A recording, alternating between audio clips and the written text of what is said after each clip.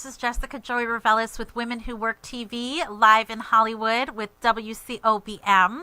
I'm wrapping up our show here, and I'm so passionate about this topic that I ran out of time in the last segment. So if you were with me in the last segment, you got some tips. I think you got a little bit of my soapbox, but as far as building relationships and going into a networking event with an objective, to find that one gem, that diamond in the rough connection that could be the game changer for you. I've got many examples in my own life where I really have gone in and just had the one great connection, maybe met a lot of people, but had one great connection that really changed everything for me, whether it was with my business or in my life, or I created new friendships with people, found support resources, in my family life. So I've had a lot of success with that. It's pretty much been the one thing that has been a constant in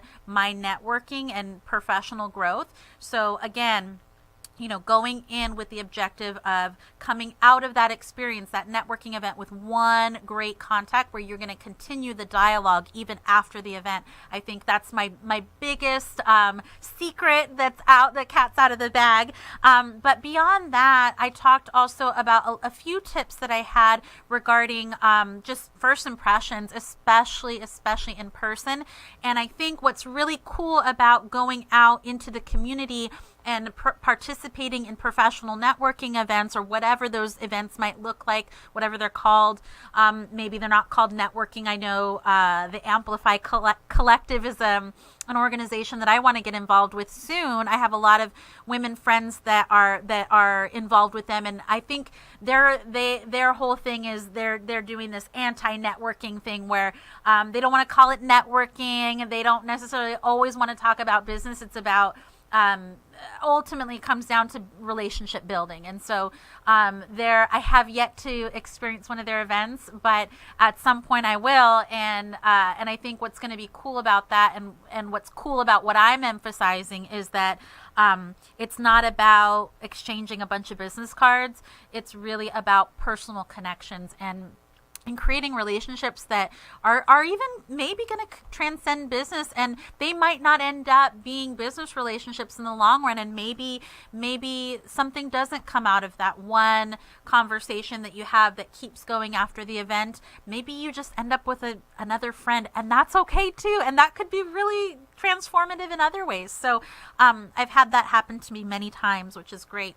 So some more insider tips, and looking at the differentiation between a casual or regular exchange that's kind of, ho-hum, doesn't really do anything for you beyond the networking event. And then on the other hand, power networking, which is really kicking it up a notch and taking your A game to the next level. So to differentiate, I in the beginning of my career, and when I really started coming out of my shell and not being so afraid to talk to other people, I really approached networking just kind of on an average level. I just stayed here for a really long time. And I built up a ton of business cards, and I had this huge Rolodex of all these people that I met and all these people that I knew, but I didn't really know them. And those conversations didn't extend beyond the event where we met. And a year's time could have gone by, and I couldn't have told you one thing about any of the people behind those business cards. However, now what I do is I try to get rid of business cards, right? Not my own, other people's. And what I mean when I say that is my goal is to, I gather the business cards when, it's kind of an obligatory thing now when you're networking, right? You exchange business cards, you've done the first impressions, been great, all that is gravy. And then what I aim to do, my next objective post-event, is I need to get rid of that business card as fast as possible, which means I need to translate it somehow online, which means I need to email that person and hopefully in addition make a phone call. So essentially I want to connect with that person, get their phone number in my phone so that they're locked in. I've had a conversation, because once I make a call, that number goes straight into my phone and I record that person and they become a contact. And then I follow up with an email and I pursue that person and pursue a genuine dialogue and a relationship with that person. And then I can get rid of the card, right? I don't need that extra paper in my life.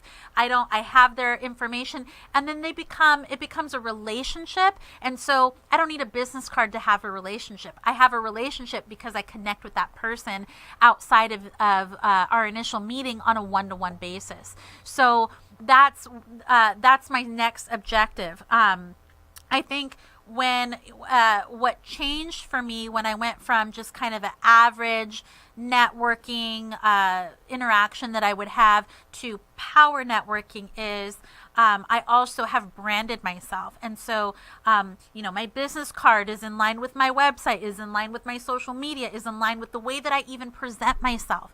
And I've got an elevator pitch. It's not a canned response. It changes a little bit sometimes depending on the audience. Sometimes I'm the social media specialist. Sometimes I'm the blogger influencer. It really depends on who I'm talking to. And, and I do have kind of, I wouldn't even say rehearsed, but I have a response for, what I do for whoever I'm interacting with, whoever the audience is. But I think what's different is with the branding is what you see is what you get, and what you get, you also get online, and you get in my business card and in my literature, all the way down to even my pricing sheet when I send that to someone and we're having a call to go over how I'm going to help them in their business with social media and marketing.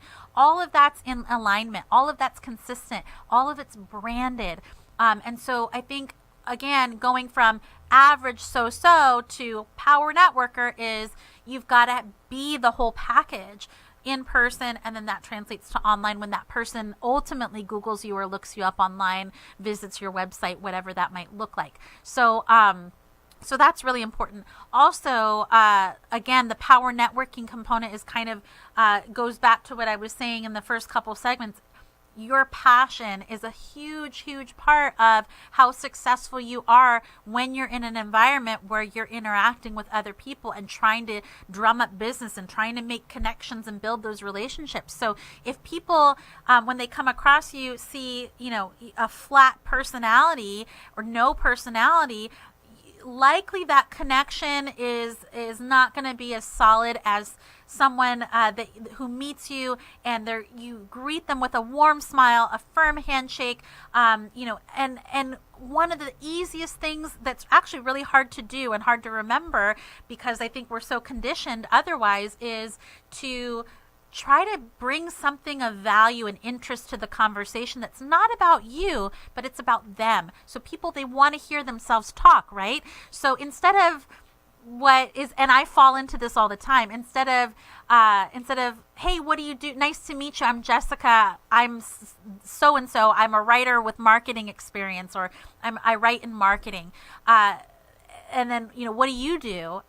I'd hate to get that question because, right, it's what everybody asks. So maybe something more interesting that can take you again to that power networker level is, hi, I'm Jessica. Nice to meet you. Tell me about your most exciting project. What are you working on?